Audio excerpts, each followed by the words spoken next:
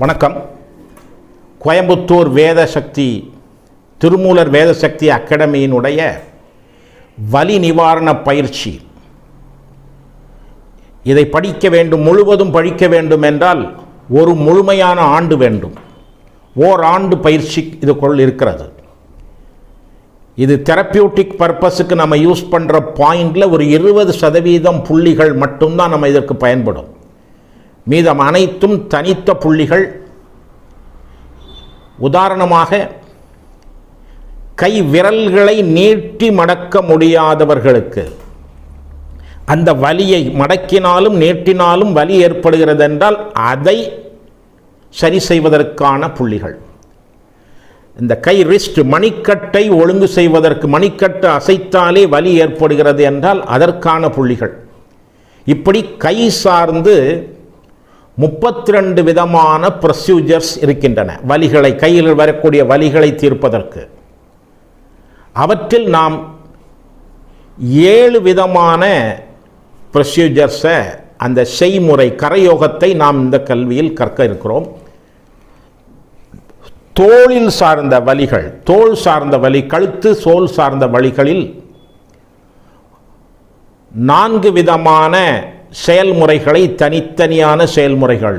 தோளில் மட்டும் வலி இருந்தால் என்ன, கழுத்து திருப்ப முடியாமல் இருக்கக்கூடிய வலிக்கு என்ன என்பதை பற்றி 4 விதமான செய்முறை பயிற்சிகளை தெரிந்து கொள்ள உள்ளோம்.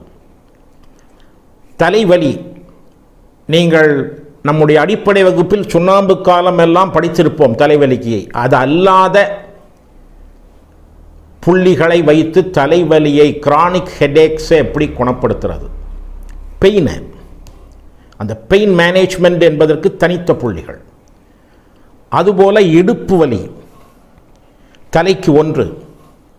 இடுப்பு சார்ந்த வலியை குணப்படுத்துவதற்கு, இடுப்பு சார்ந்த அந்த ப்ரொட்ரூஷன், டீஜெனரேஷன் அதெல்லாம் சரி பண்ணுவதற்கு தெரப்பியூட்டிக் மெத்தட் வேறு.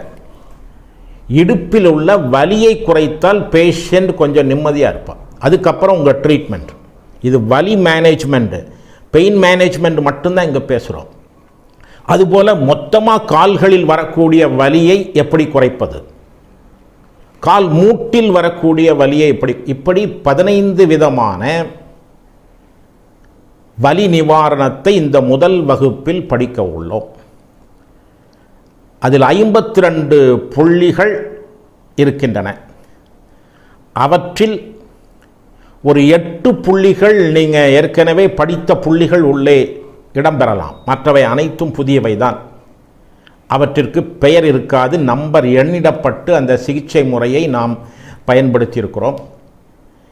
இந்த வகுப்பு எப்பொழுது நடக்கின்றது என்பதை பற்றிய செய்தியை அடுத்த காணொளியில் காணலாம்.